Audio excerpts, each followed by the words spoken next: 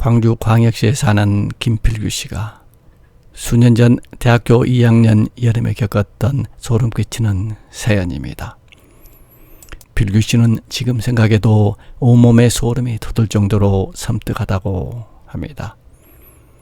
대학교 2학년이었던 7월 어느 날 친한 친구 동호와 둘이서 1박 2일로 인근에 있는 강에 빗을 갔습니다. 사람들이 많이 모이는 곳보다는 조용하고 한적한 곳을 좋아하는 그들은 강에 도착하자 상류 쪽으로 2시간 정도 걸어서 사람들이 없는 외진 곳에 텐트를 쳤습니다. 이틀 전에 비가 많이 온 때문인지 강물이 수량이 많았고 30m의 강폭에 제법 물살이 세게 흐르고 있었습니다. 적당한 장소에 그늘 찾아서 텐트를 치고 나니 벌써 점심시간이 되어서 둘은 라면을 끓여서 점심을 해결했습니다. 그리고 주변을 살펴보니 흐르는 강물 소리 외에는 조용하고 한적했으나 조금 멀리 떨어진 강 건너편에서 젊은 여자들 3명이 물가에 발을 담그고 더위를 식히면서 놀고 있는 것이 보였습니다. 사실 젊은 여자들 2-3명이 모여서 놀면 경쾌한 웃음소리와 떠드는 소리가 나는 게 정상이지만 그들은 마치 무성영화의 장면처럼 이상하리만큼 아무런 소리도 없이 조용하게 놀고 있었습니다. 야외인 강변은 도심과는 달리 때때로 땀을 식혀주는 시원한 바람이 불기도 했지만 7월이 무더위를 식히기에는 역부족이었습니다. 필규와 동호는 준비해온 수영복으로 갈아입고 물속으로 뛰어들어갔습니다. 둘은 모두 수영복을 가지고는 왔지만 둘 다 수영을 잘하는 편은 아니어서 그저 강가에서 물놀이를 하면서 더위를 식혔습니다. 그렇게 한참을 물속에서 놀다 보니 배도 고프고 좀 춥기도 해서 뜨거운 햇볕으로 나왔습니다. 그리고 강 건너편을 보니 조금 전까지 발을 담그며 물가에서 놀고 있던 젊은 여자들은 모두 집으로 갔는지 보이지 않았습니다. 필규와 동호는 여자들이 보이지 않자 좀 아쉬운 생각이 들었습니다. 둘은 물에서 나와 커다란 소나무 밑에 돗자리를 깔고 누웠습니다.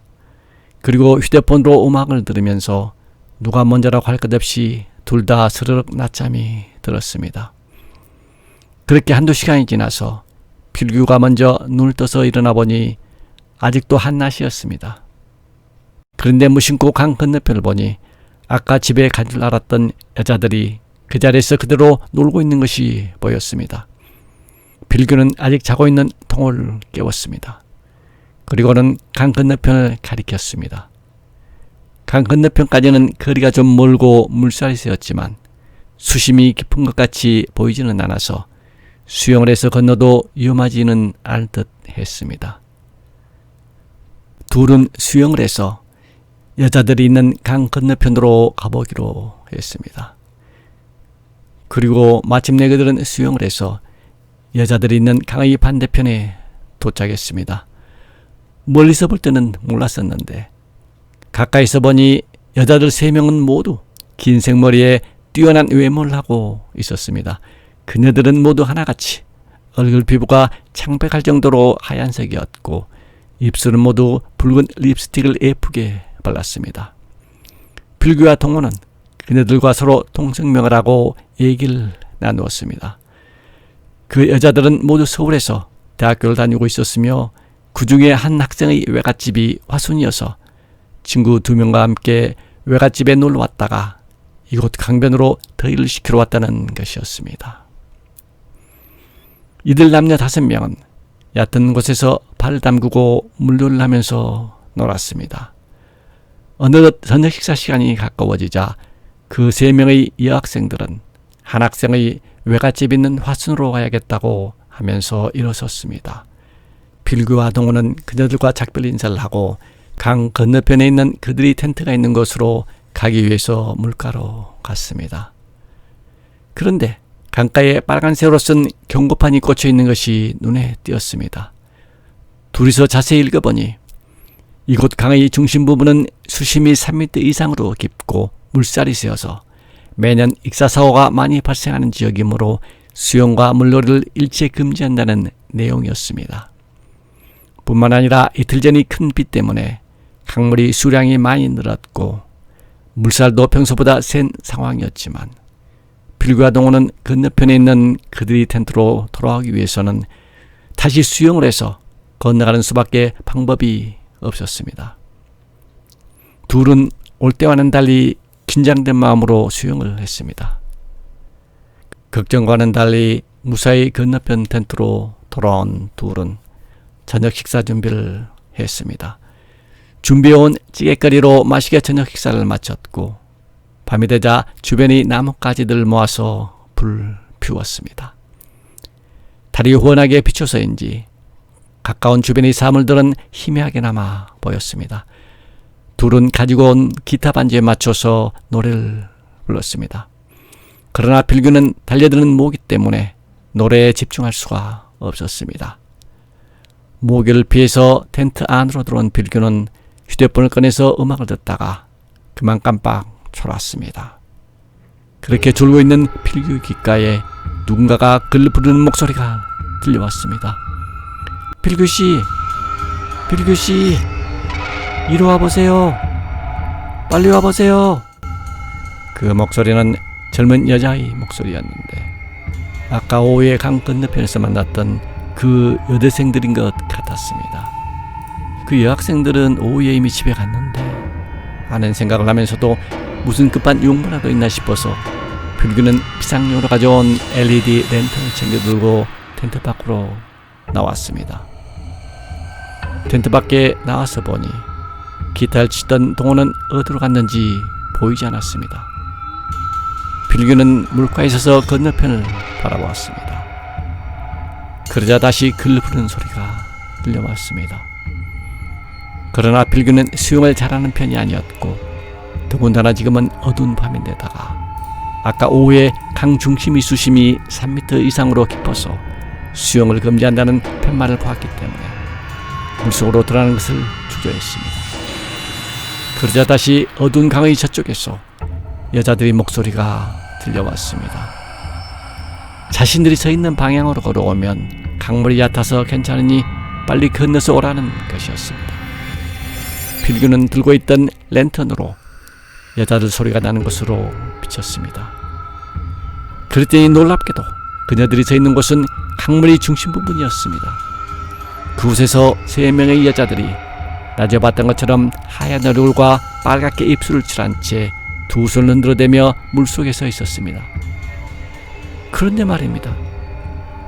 여학생들이 서 있는 곳의 깊이는 물이 그녀들이 무릎 아래에서 찰랑대고 있는 정도였습니다. 필규는 그곳의 물이 깊지 않다는 것을 보고 나서 랜턴을 비추면서 그녀들 향해서 물속으로 걸어가기 시작했습니다. 그때였습니다. 필규야! 필규야! 하고 큰소리로 부르면서 동호가 필규 쪽으로 뛰어들어왔습니다. 그러나 필규는 뭔가에 홀린 듯 뒤도 돌아보지 않고 얕은 물가를 지나 허리 정도 깊어지는 곳까지 들어가고 있었습니다. 급히 물속으로 따라온 동호는 필규의 허리를 잡고 강가 쪽으로 잡아당겼습니다. 그러나 물살에 새서 쉽지가 않았습니다. 필규는 뭔가에 홀린 듯 초점이 없는 눈을 안 채 동호가 자신을 붙잡는 것도 전혀 의식하지 못했습니다. 동호는 직감적으로 뭔가 위험하다는 것을 느끼면서 필규의 앞쪽으로 가서 가로막으며 필규의 뺨을 세차게 후려쳤습니다. 그 순간 필규는 움찔하면서 동호를 쳐다보고는 갑자기 어리둥절한 표정을 지었습니다. 동호는 필규의 허리를 움켜잡고 끌다시피 해서 겨우 물 밖으로 나왔습니다. 잠시 후 정신이 돌아온 필규에게 동호는 조금 전의 상황에 대해서 이렇게 얘기했습니다. 자신이 모닥불 옆에서 혼자 기타를 치고 노래를 부르다가 소변이 마려워서 잠깐 저쪽으로 가서 해결한 다음 다시 모닥불 쪽으로 와보니 필규가 랜턴을 들고 옷을 입은 채로 그대로 물속으로 텀벙텀벙 걸어 들어가고 있는 것이 눈에 띄었다는 것입니다. 그래서 어디 가느냐고 큰소리로 물어도 아무 대답도 없이 점점 강의 중심부로 걸어가는 것을 보고는 뭔가 이상하다는 것을 직감하고 필규를 붙잡기 위해서 급히 뒤따라 물속으로 들어왔다는 것입니다. 동호회 말이 끝나자 필규는 들고 있던 랜턴으로 조금 전 그 여대생들이 서 있었던 강 가운데를 비췄습니다. 그러나 그녀들의 모습은 어디에도 없었습니다. 필규는 조금 전 강 가운데서 자신을 부르던 그 여자들 생각하니 갑자기 온몸에 소름이 끼쳤습니다. 너무 젊은 나이에 물에 빠져 죽어서 그 원한 때문에 또 다른 사람들을 물속으로 유인해서 죽이는 수살기들일까? 말로 만드는 수살기를 직접 봤다는 생각에 필규와 동호는 점점 이것이 무서워지며 겁이 나기 시작했습니다. 어두운 강 건너편에서 지금도 그 여자들이 부르는 소리가 들려오는 것 같기도 했습니다. 둘은 허겁지겁 텐트를 접고 배낭을 쌌습니다. 그리고는 가까운 민박집으로 향했습니다. 새벽녘에 자신의 민박집을 찾아온 필규와 동물을 본 50대 남자 주인이 어디서 오는 길이냐고 물었습니다. 그리고 그들이 수영을 금지하는 팻말이 꽂아져 있는 강가에서 지금까지 텐트를 치고 있었다고 대답하자 그 남자 주인이 깜짝 놀란 표정으로 아무 일도 없었냐고 묻는 것이었습니다. 그러면서 5년 전 그곳에서 일어났던 비극적인 익사사고에 대해서 이야기해 주었습니다. 5년 전 이맘때 서울에서 대학교에 다니는 여대생 3명이 그곳에 놀러 왔었는데 그 여학생 중 한 명의 외갓집이 화순이어서 친구 2명을 데리고 이곳으로 놀러 왔다는 것이었습니다. 그런데 재밌게 물놀이를 하다가 그 중에 한 명이 강의 수심이 깊은 곳에 빠져서 허우적대자 나머지 친구들이 구하러 들어갔다가 그만 3명 모두 물에 빠져 죽었다는 것입니다.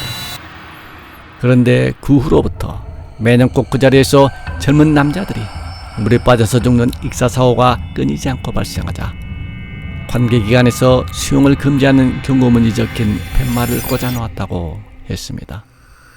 그러나 젊은 남자들은 그 경고문에도 별로 신경을 쓰지 않고 수영을 하다가 꼭 그 자리에서 매년 익사사고를 당하곤 한다는 것이었습니다. 처음에 물에 빠져 죽은 이 학생들의 혼령이 그곳에 수살기로 털을 잡고 있어서 매년 그곳에서 젊은 남자들이 익사사고가 나는 것 같다고 하면서 필규와 동호 2사람을 번갈아 보며 2사람에게는 아무 일도 일어나지 않아서 정말 다행이라고 말했습니다. 물에 빠져 미처 피어보지도 못하고 생을 마감한 여대생들이 홀령이 젊은 나이에 죽은 것이 너무 억울해서 그곳에 놀러오는 젊은 남자들을 물속으로 유혹해서 죽이는 것일까요? 아니면 수심이 깊은 그곳에서 우연히 젊은 남자들이 익사사고가 연달아서 일어나는 것일까요? 여러분의 생각은 어떻습니까?